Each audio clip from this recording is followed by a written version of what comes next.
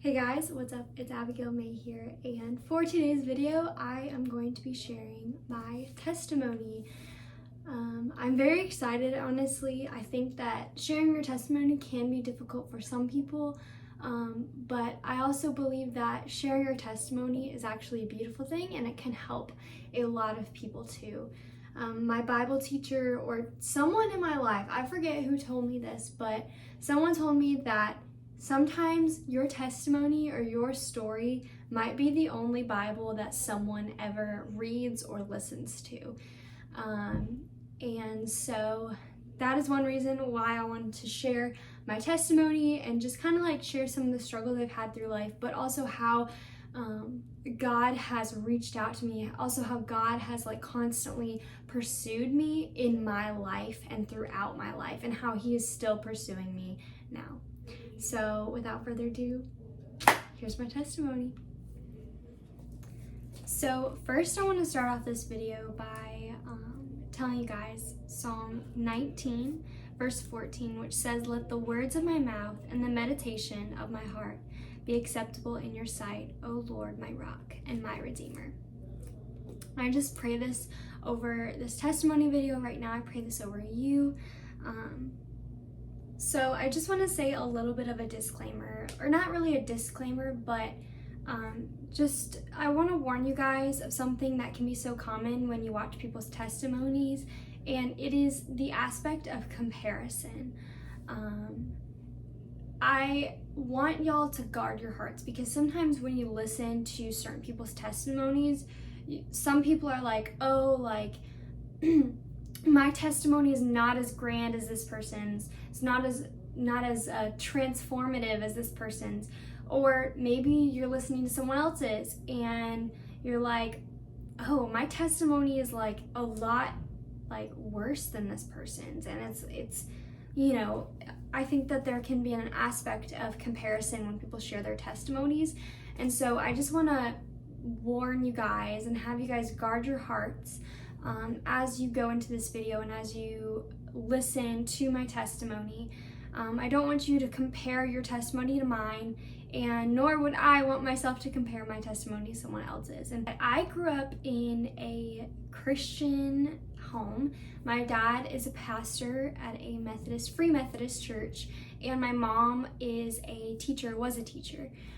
I have two older sisters. One is 7 years older than me, and the other one is 4 years older than me. I'm the youngest, and so my testimony is going to be different than my sister's. It's going to be different than my parents, but they definitely take a huge part in my testimony. So I grew up in the church. I was that kid and that part of that family that went to church like early in the morning and then didn't come home until like in the afternoon, like soon, like after church, because my parents were always talking to people. And for the most part, I had a really happy childhood. You know, I had good friends, I had a good family. I was a little bit rebellious, to be honest. I feel like I was the one who got like the most, not punishments, but like I was disciplined the most in my family. At least that's what I felt like. But I had a really happy childhood. I was close with both sides of grandparents. I was close with both sides of my family.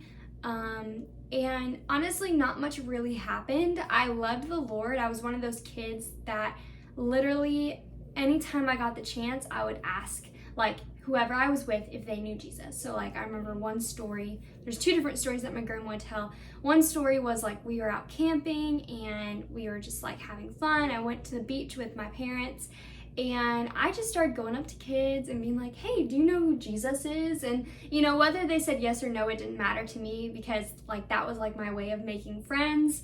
But I was, like, a tiny little evangelist as, like, a 5-year-old, going up to people and just immediately asking them whether or not they knew Jesus. Like, I definitely had a very open, like, extroverted spirit about me as a kid. And it wasn't until around 5th grade that I started seeing just kind of like a difference in myself from other kids, in the sense that like I really started struggling in school in 5th grade. You know, I wasn't really good at math, and that's still a huge struggle of mine. Embarrassingly, it's just a big struggle of mine. And I always needed tutoring and help, and I felt very embarrassed about it. I felt ashamed because of it, and I always had to like stay behind while the other kids went and played. I got a hair somewhere. And yeah, so, but 5th grade was also the time where I led my first ever person to Christ, and it was my best friend at the time, Alexis, and I led her to Christ, which was pretty cool. And then after that, I had the opportunity to actually speak at a Gideon's conference, just about leading my friend to Christ and what that looked like, and all that stuff. So that was pretty awesome and pretty cool. But 5th grade, 6th grade, things started really changing. And in 5th grade, at the end of the year, I moved from just kind of a small town to a big city in Michigan. And things really did change in my relationship with Christ. I wasn't as like excited about Christ. I wasn't as energetic as I once was as an elementary school child. And I really started noticing that, just not only in my grades, but in the way I interacted with my parents. And just overall, my grades started going downhill from 5th grade on. And it wasn't like I was failing, but they were just going downhill. I was becoming kind of addicted to watching TV, and that became a huge problem, to where I felt like I was getting grounded every single week because either I got a certain grade on a test or I wasn't doing my homework. But I just really started going downhill with that. Then in 7th grade, so 6th grade and 7th grade, I went to a private Christian school. So I was still being taught God's word. I was still in a small community that could like hold me accountable and like keep me, like just, I guess hold me accountable is the word that I want to use. But then from 7th grade, I wanted to go to a public school.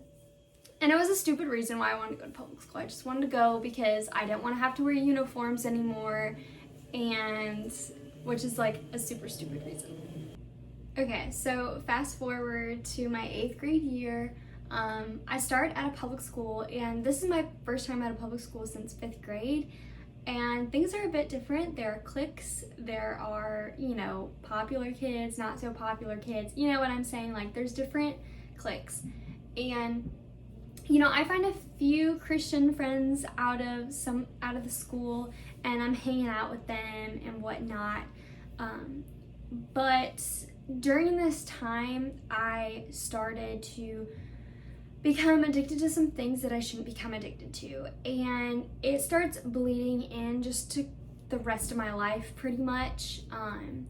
And it all really started when I got my iPod in about 7th grade, and I started watching things I shouldn't watch, and like I said, it started bleeding into my life. And I also started facing some pressures at school too, just kids kind of like mocking me, like kids just mocking my relationship with God and mocking like prayer and stuff like that.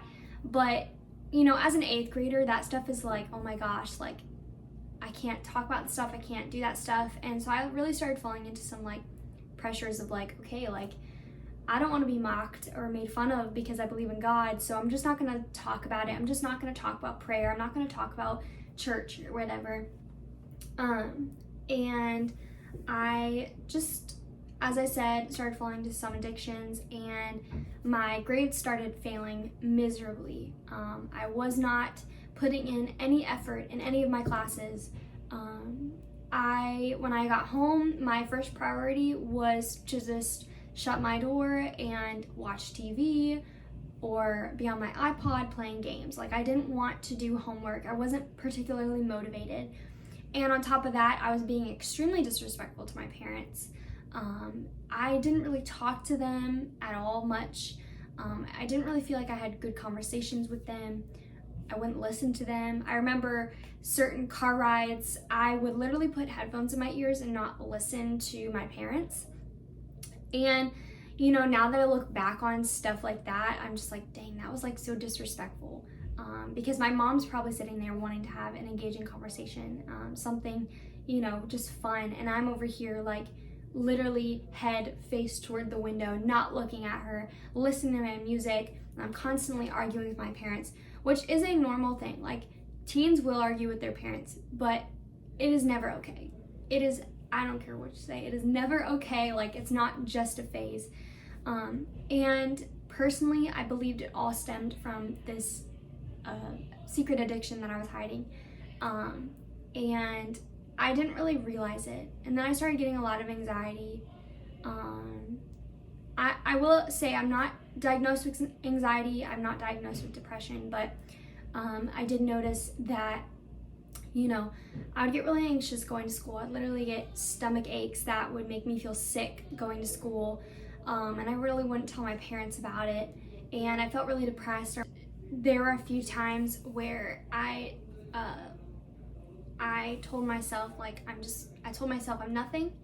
I told myself that I shouldn't be on this earth. I told myself that no one cares about me.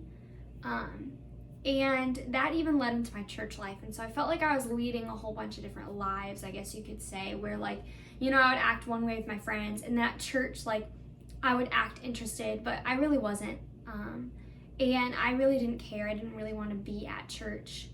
I remember I would just play on my phone the entire service, and just really would not care. And so there are a lot of things that I was struggling with during that time, and I recognized it. I recognized that there were so many things happening, but I did not care. I was just kind of letting myself go, letting everything go. I was like, I don't care. I would tell myself, because of my grades, okay, I'm gonna amount to nothing. I'm not gonna be able to go to college. I'm not gonna be able to afford college. I'm not going to be able to, all this stuff. I just had no passion, no drive, no aspirations for my life. And so I really struggled in 8th grade. But I didn't tell anyone about it. My parents definitely knew that I was struggling with grades, but they didn't know some of the other stuff that I was struggling with. It wasn't until closer to the end of my 8th grade year that I got a 504 plan, which, if y'all don't know, it's kind of like a government issued plan to help you have equal access to the help that you need, basically, within education. And so for me, that meant, okay, I get longer time on tests, I have to go to a separate quiet room, I have to meet with my teachers after class, I had to write things in my planner and have my teachers sign it, and different stuff like that, to just help me get on track.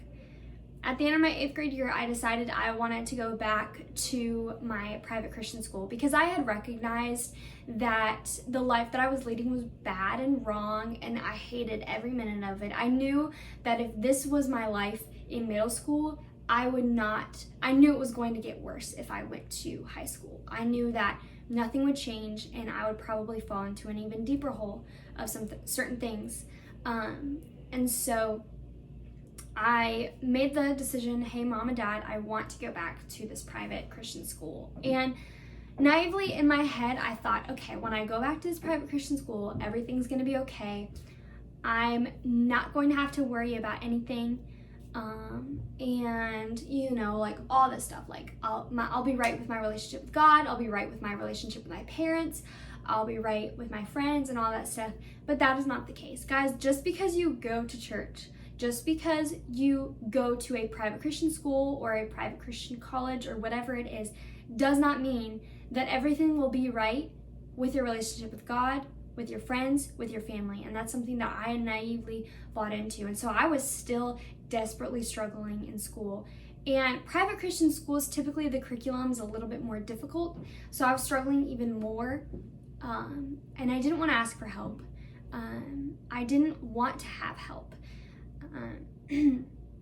But I would continually meet with a tutor and all this stuff. And I was still struggling with the addictions that I had been having at the time.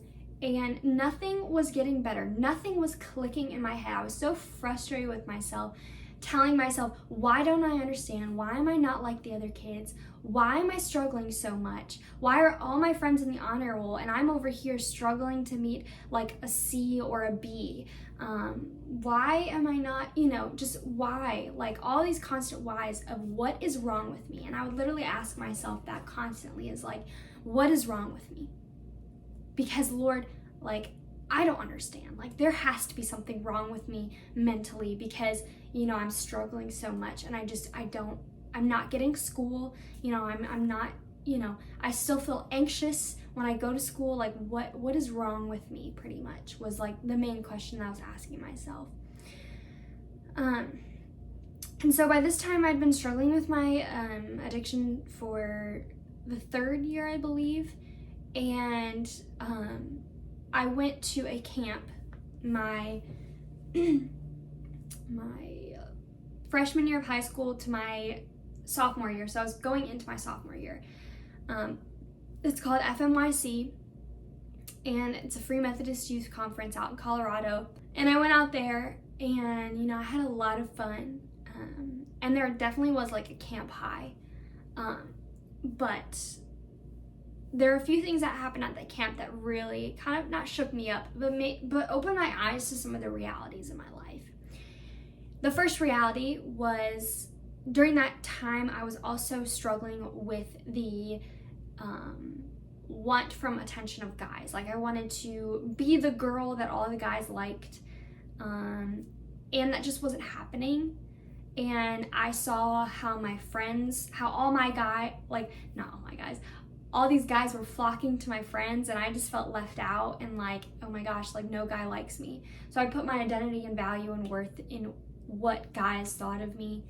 I was also struggling with this addiction, like I said, and I was struggling with grades and my relationship with my parents. And the Lord just kind of was real, and it was the first time, that I had ever heard like, you are free from sin, you are loved, and everything is okay, and I've got you. And I just remember solely like, and all my friends can attest to this, like I was crying so much during every single worship session that there was. So it was at that time that things really started changing for me, and I really started understanding how God sees me. But in some ways I was still struggling, and this verse from Romans chapter 7, verse 15, just sums up really well some of the things that I was struggling with, which says, "For I do not understand my own actions, for I do not do what I want, but I do the very thing I hate." So there were still some inner struggles, but I remember very clearly, like there was a big change between 10th and 11th grade, where in 10th and 9th grade, I was struggling so much. And then in 11th grade, it was almost as if like the Lord had like opened my mind and opened my heart. And I started noticing my addiction was going away. That was subsiding. My relationship with my parents was getting better. And I distinctly remember a certain conversation I was having with my parents. My dad was like telling me something, I don't remember, and my first instinct, it was to raise my voice, argue, and start yelling back. But I think I remember like the Lord kind of grabbing hold of me and like kind of shutting my mouth, and just basically, I don't remember the exact words, but I just like remember saying, like, hearing him say like, be quiet, listen to your parents, they love you, they know what's best for you. And at that moment, like I started listening more instead of just firing back arguments. And I still struggle with that sometimes. I will be honest, I still struggle with those things. But it was just like small steps towards a better relationship with my parents, a better relationship with God. And once I started having a better relationship with God, that's when I also started noticing my grades getting a whole lot better and my attitude for school getting a whole lot better. And that was very monumental. And I had a teacher towards like the end of my senior year just tell me how much improvement I had made, and how like how much, not that they were surprised, but just like, oh my gosh, like You know, Abigail used to struggle so much, and now look at her, like this, like, and that was such an encouraging word to hear, was just that, like, I was not only seeing this stuff, but like my teachers and friends around me were seeing it as well. And so I became really confident in who I was in Christ and what he was calling me to do. And I was still confused about what he was calling me to do. I was like, Lord, I don't know what to study. It was my senior year, and I was like, Lord, I don't know where I should be going. I don't know, you know, what my career should be. I think it was 11th or 12th grade, maybe probably 11th grade when I was asking these questions, because this is when you like fill out all this stuff. And I was hitting that age where you decide what college you want to go to, and you know, I was still struggling a little bit because I didn't really have like strong passions other than my passion for the Lord. So I don't want to get into how I found my job or how I found my career and what college I chose, because that is a whole separate like testimony that I want to share on a whole nother video. But yeah, so this is just my testimony, I guess. And my testimony is still going. I don't think it's just like one part of your life, oh, like I struggled, that's my testimony. I believe that is an ongoing thing. And so yeah, but I hope you guys enjoyed me sharing just a little bit about what I had been struggling with and how the Lord had delivered me.